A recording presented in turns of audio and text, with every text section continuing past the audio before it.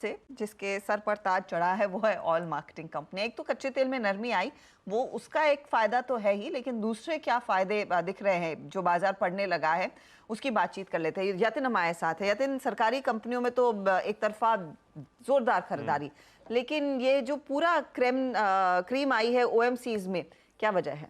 तो देखिए, हम लोग ऐसे नहीं कहते कि पेट्रोल पंप वाले शेयर में आग लग गई है, लेकिन ये जो शेयर है बिल्कुल आग लगी हुई है। पिछले 3 महीने, 6 महीने, 12 महीने, कोई भी टाइम फ्रेम पे आप डाल दीजिए इसको, बहुत ही ज़बरदस्त रिटर्न्स दिए हैं। आईओसी पिछले 30 दिनों में 23% चला है, बीपीसीएल 21% और एचपीसीएल लगभग 19 साढ़े 19%। रीज़न क्या है?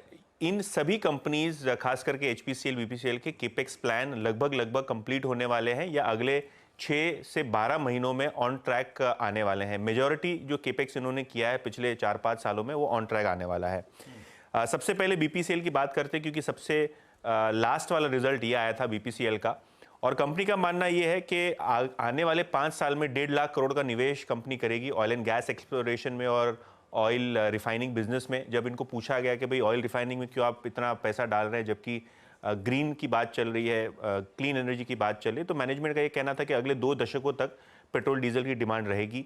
सबसे पहली बात। दूसरी बात, कंपनी क्लीन हाइड्रोजन प्रोजेक्ट्स में भी पार्टिसिपेट करने वाली है और शायद इसीलिए राइट्स इशू भी बहुत जल्द होगा। 2-3 बड़े केपेक्स इनके कंप्लीट होने वाले। सबसे पहले कोच्चि रिफाइनरी में लगभग 5,000 करोड़ का खर्चा कंपनी ने किया है, तो वो केपेक्स नियर टर्म में होता हुआ दिखाई पड़ेगा। और मोजम्बिक का एक बड़ा टेलविंड है बीपीसीएल को, क्योंकि वहाँ जो फोर्स मेजर लगा हुआ था, बोको हराम एक मिलिटेंट ऑर्गेनाइजेशन ने एक बड़ी फैसिलिटी पे हमला कर दिया था, उसके बाद रिवाइव कर रही है मोजम्बिक सरकार इसको, और कहीं ना कहीं 2-3 क्वार्टर्स में ये भी रिवाइव होता हुआ दिखाई पड़ेगा।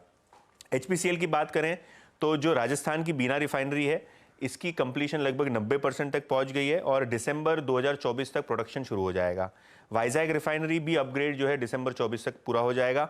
और अगर हम बात करें मेंटेनेंस शटडाउन की, तो दोनों ही बीपीसीएल एचपीसीएल के नतीजों में आपने मेंटेनेंस शटडाउन का इंपैक्ट देखा, और अगले 12 महीने तक कोई भी मेंटेनेंस शटडाउन नहीं होगा। तो आने वाले वित्त वर्ष का जो आउटलुक है वो मजबूत है।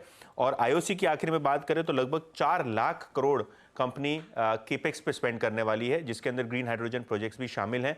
तीनों ही कंपनी एचपीसीएल, बीपीसीएल और आईओसी, इसके अंदर कैपिटल इन्फ्यूजन होना है, वो भी FY25 में होता हुआ दिखाई पड़ेगा। बजट में इसका हिंट भी था। तो कहीं ना कहीं ये सारी की सारी ऑयल मार्केटिंग कंपनी ज़बरदस्त तरीके से फोकस में।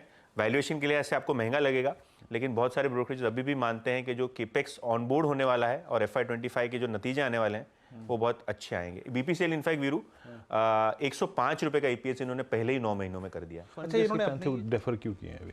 मुझे लगता है वो सरकार से जो कैपिटल इन्फ्यूजन आना था उसमें कहीं ना कहीं कोई टेक्निकलिटी हुई है, और अब मार्च तो हो ही गया लगभग, तो उसमें पूरा प्रोसेस होगा नहीं, तो ऑब्वियसली FY25 तक पुश डाउन करना पड़ेगा उसको। बिल्कुल।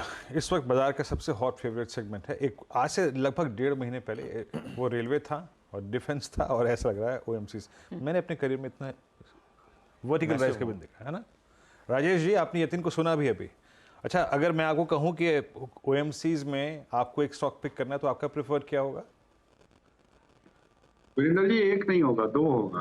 पहला बीपीसीएल का रहेगा, नंबर 105 रुपए, जैसे यतीम भी बता रहे थे कि ईपीएस 9 महीने में ही आ गया है, डिविडेंड अच्छा दे रहा है, एक्सपेंशन चल रहा है। और उसके अलावा अगर कहा जाए तो आईओसी रहेगा। हालांकि आईओसी में अगर आप देखेंगे तो पिछले 2-3 महीने में ही जबरदस्त तेजी हो गई है, लेकिन बावजूद उसके अगर आप देखो तो वैल्यूएशन बहुत सस्ते हैं। 70 एमएमटीपीए की कैपेसिटी है, 17,000 किलोमीटर की पाइपलाइन है, 10 रिफाइनरी है, 36,000 फ्यूल स्टेशन है, एलपीजी डिस्ट्रीब्यूशन है 12,000 के आसपास। और सबसे बड़ी बात है, जो एक्सपेंशन प्लान ये कर रहे हैं और ग्रीन हाइड्रोजन में जा रहे हैं, उन सब चीजों को देखते हुए, खास करके वैल्यूएशन को देखते हुए, मुझे लगता है कि आईओसी यहाँ से भी और 15-20% की बढ़त दे सकता है, और मध्यम से लंबी अवधि के लिए बीपीसीएल पर दांव लगाना चाहिए। ओके, बीपीसीएल आपका कन्विक्शन ट्रेड इस वक्त है। मीनवाइल आईओसी 11.5% ऊपर हो गया। खैर, मेरी स्क्रीन पे ये जो डेरिवेटिव गेनर्स की जो श्रेणी है, इसमें ज़्यादातर कमोडिटीज परसिस्ट कर रही हैं। आईओसी, बीपीसीएल, एचपीसीएल, सेल, उसके बाद नाल्को, उसके बाद एनएमडीसी, जेएसपीएल, ओएनजीसी और coal India, Tata steel, NTPC, Vedanta, पूरा का पूरा अगर आप देखिए कमोडिटीज़ का बास्केट जो है वो बहुत अच्छा कर रहा है। बता दें कि मनी कंट्रोल पर दिए गए विचार एक्सपर्ट्स के अपने निजी विचार होते हैं। वेबसाइट या मैनेजमेंट इसके लिए उत्तरदायी नहीं है। यूजर्स को मनी कंट्रोल की सलाह है कि कोई भी निवेश निर्णय लेने से पहले सर्टिफाइड एक्सपर्ट की सलाह लें।